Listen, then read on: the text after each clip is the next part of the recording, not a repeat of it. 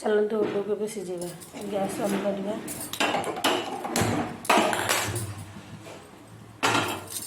तो किसी पानी बसैवा। ये पानी को गरम होगा को छाड़ीदे। पानी भी गरम हो गलानी। जो ओलू सब पकड़ हाफ टेबल स्पून लुण पकईवा। भल गोड़ाई दबा। घोड़े दबा 4 ରୁ 5 मिनट तक सिझा मीडियम फ्लेम में रखा। इठी मु किसी रसुण 1 इंच अदा गोटे सुखिला लंका जीरा और सोरिष को पतर के रखी। चलो ग्राइंडिंग करदे। ये मिक्सी को ट्रांसफर करदे। सोरिष पेस्ट रेडी। चलतु देखा ओलो सिझिला कि नहीं।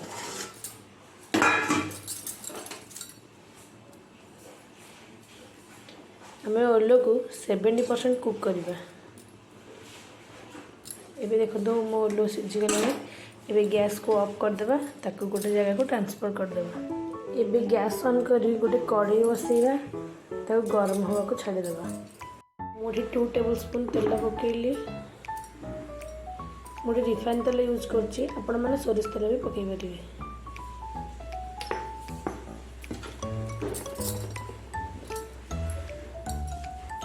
तेल भल गरम है।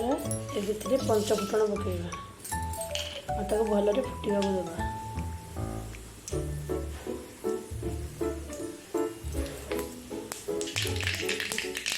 भल फुटे पियाज को छोटे छोटे काटिक रखी।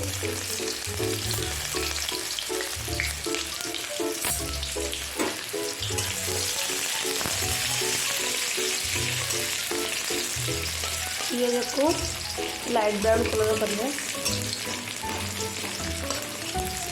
बेसी भाजी जस्ट लाइट।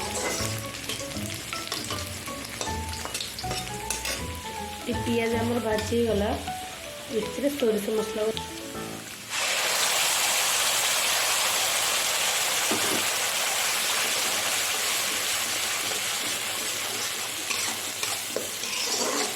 सोरिष मसला को बेसी समय कषिबेनि। 1 ରୁ 2 मिनट ना ये पिता हो।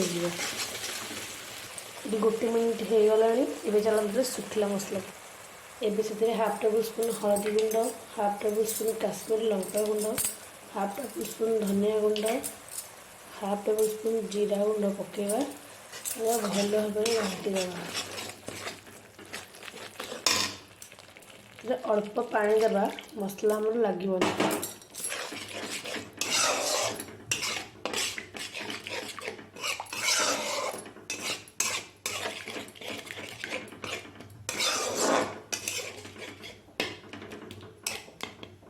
मसला को किसी समय कषा दबा। ये मसला रेडी। ओलुआ पकईदे। स्वाद अनुसार लुण फाड़े लेंबू रस के पकईदे।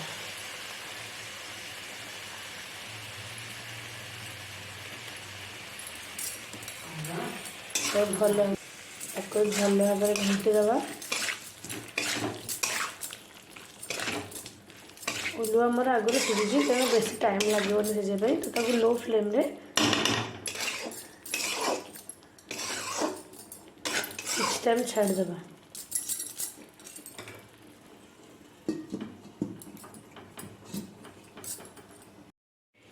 4 ରୁ 5 मिनट हो गलानी। चलते भी देखा ओलू केमती।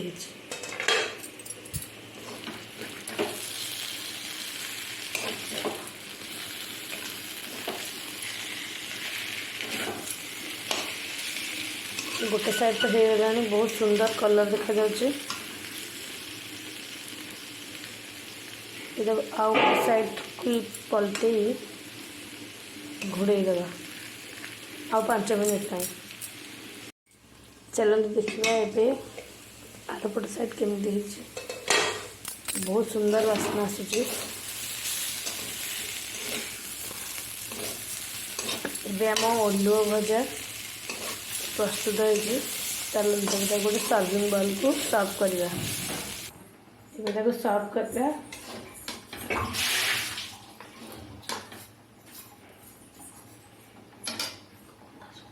प्रस्तुत होगला गरम गरम ओलुओ भजा। आपको आप पखाल भात सांगे साइड डिश भाव खाई पारे।